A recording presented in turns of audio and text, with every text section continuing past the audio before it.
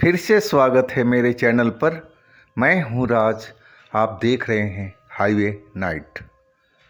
दोस्तों, मैं आज आपको लेकर चलूँगा उदयपुर, राजस्थान का एक खूबसूरत शहर उदयपुर, जो अपनी सुंदरता के लिए पूरे विश्व में जाना जाता है। वहाँ की वो मनोरम झीलें, वो रजवाड़ा का किला,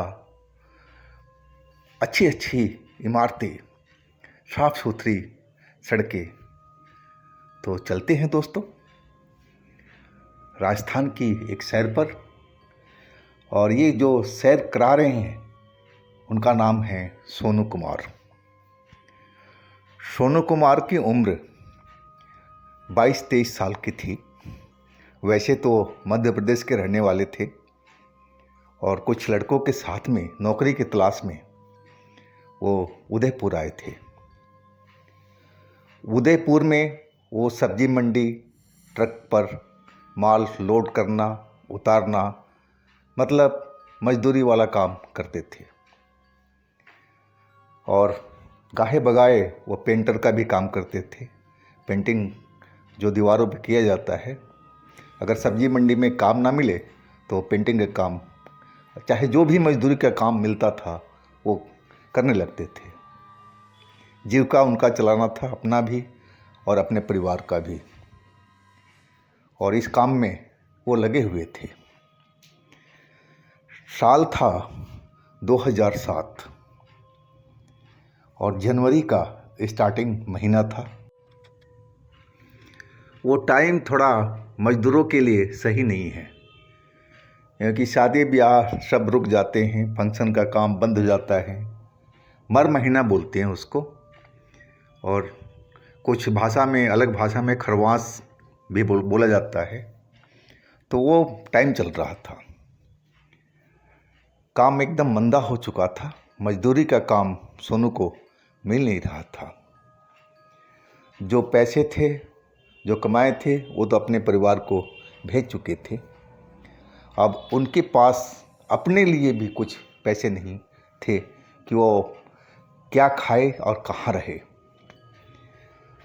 पहले तो वो एक धर्मशाला में रात को रुकते थे, कुछ पैसे देने होते थे। लेकिन अब काम न मिलने के हालात में उनके पास बिल्कुल फाके वाले दिन आ चुके थे।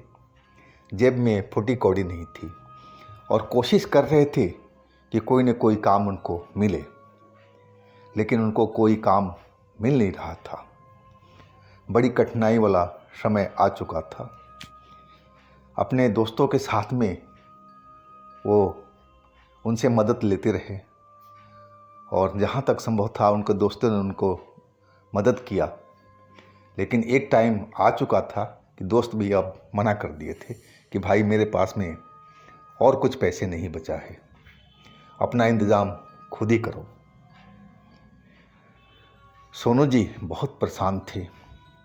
ये पहले तो रात में धर्मशाला में रुक जाते थे, लेकिन अब तो वहाँ जाने के लिए उनके पास पैसे नहीं थे। तो आखिर कहाँ पर रुके रात को? बाहर पुलिस तंग करती थी, रोड पर सोने नहीं देती थी। तो आखिर उनका सोने के जुगाड़ कहाँ पर हो?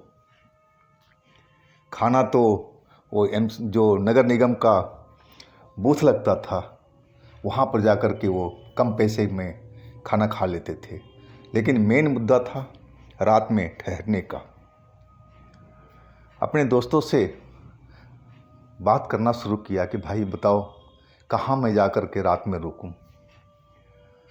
तो कई मजदूर थे जो सब्जी मंडी के, बहुत बड़ा एरिया था और बहुत बड़ा उसका छत था।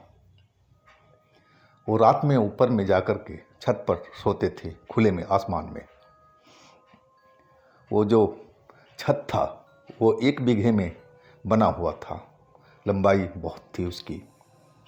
और उसके ऊपर कुछ मजदूर जाकर के, जो बेघर थे, वो जाकर के सोते थे। लेकिन वहाँ पर एक चीज़ और था जो सोनू जी ने सुना था कि कई दोस्तों ने बताया था कि उस छत पर एक चुड़ैल आती है और लोगों को मार देती है। अब कहाँ तक सच था, कहाँ तक झूठ था, ये सोनू जी का भी पता नहीं था। मजबूरन आखिर उनको उसी जगह पर जाना पड़ा जो छत थी।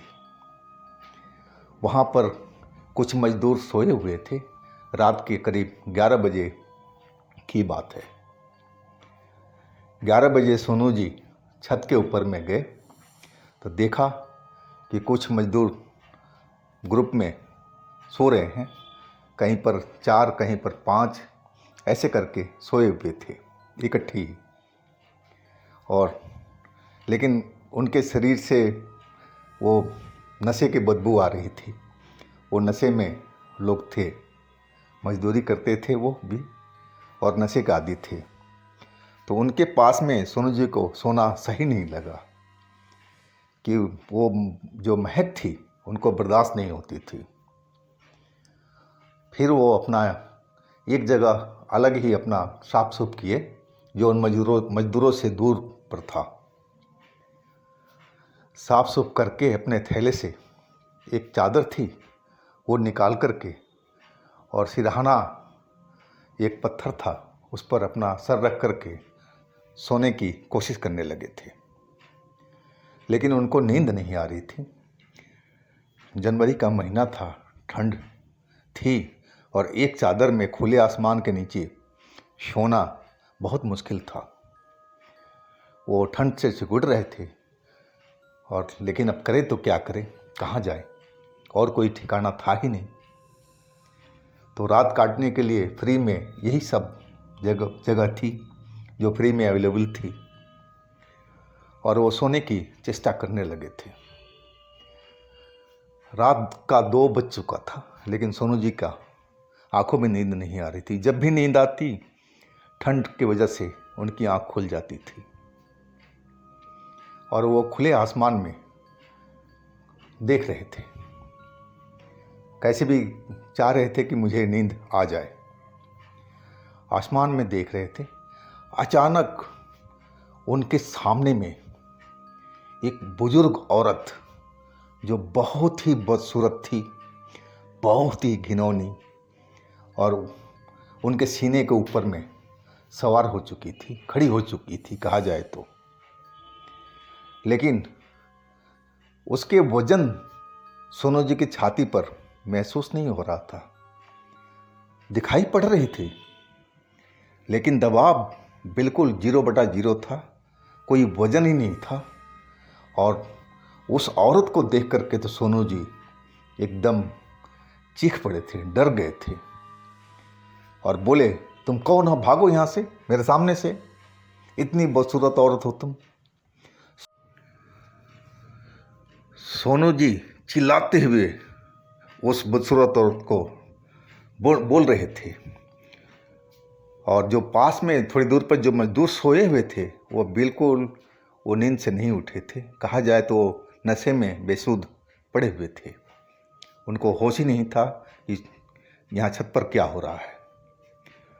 सोनू जी उस औरत को देख करके अब डर चुके थे और अचानक उनको ये बात याद आ गई कि इनके दोस्तों ने कहा था कि इस छत के ऊपर में कोई डायन की आत्मा है जो चुड़ैल बन कर के घूम रही है और देखने में काफ़ी बुजुर्ग लगती है।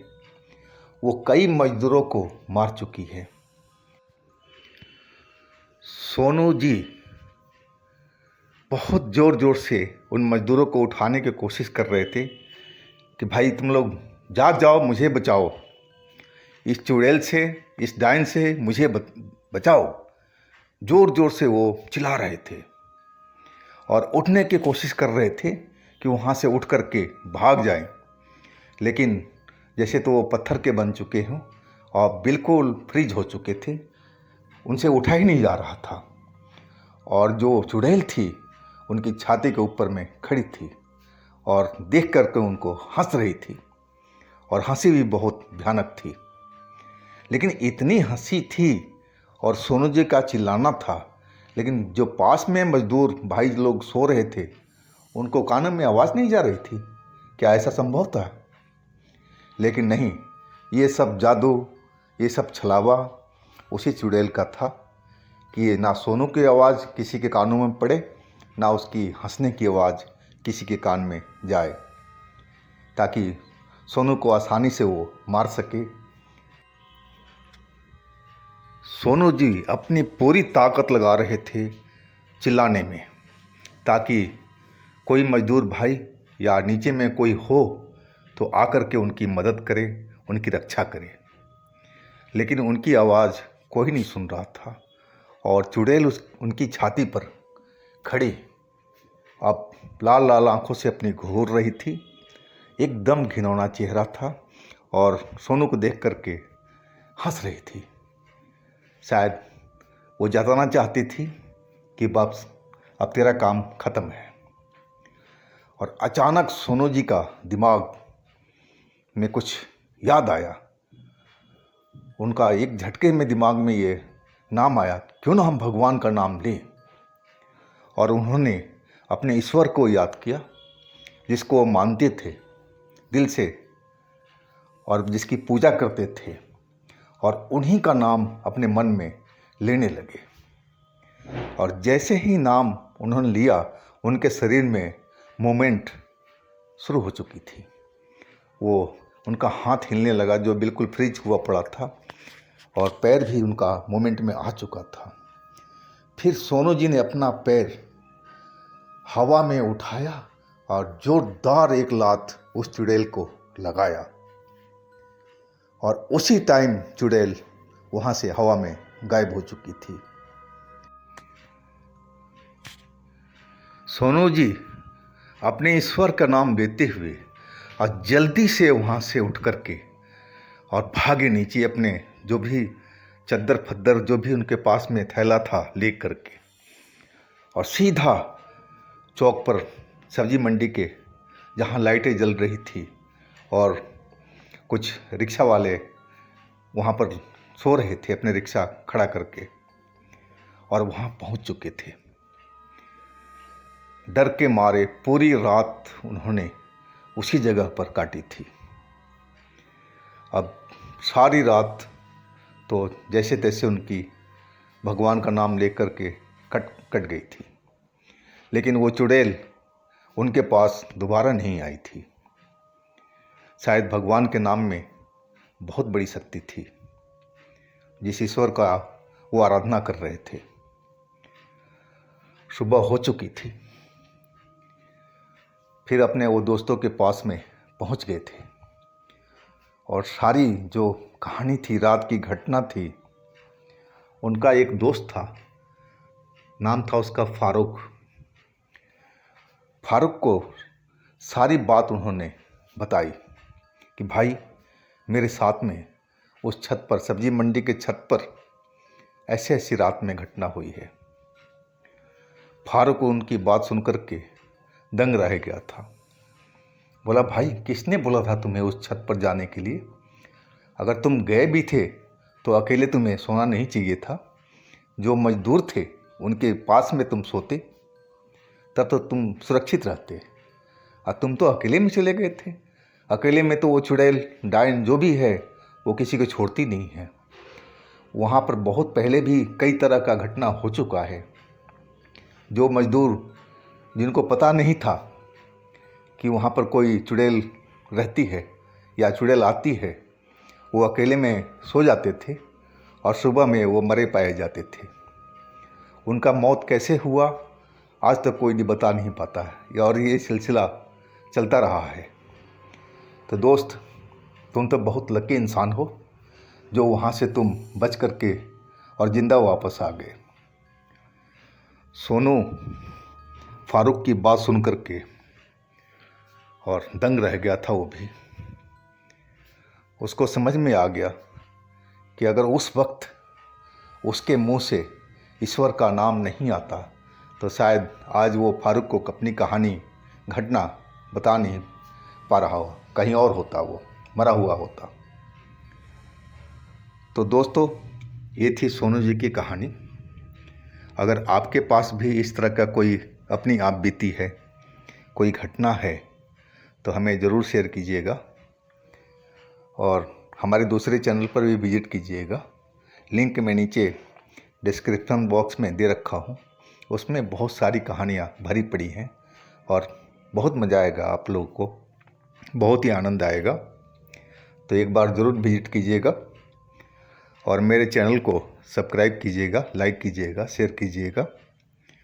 फिर हम दोस्तों कल मिलते हैं एक नई कहानी के साथ में। आप लोग अपना बहुत बहुत ख्याल रखिएगा। नमस्कार।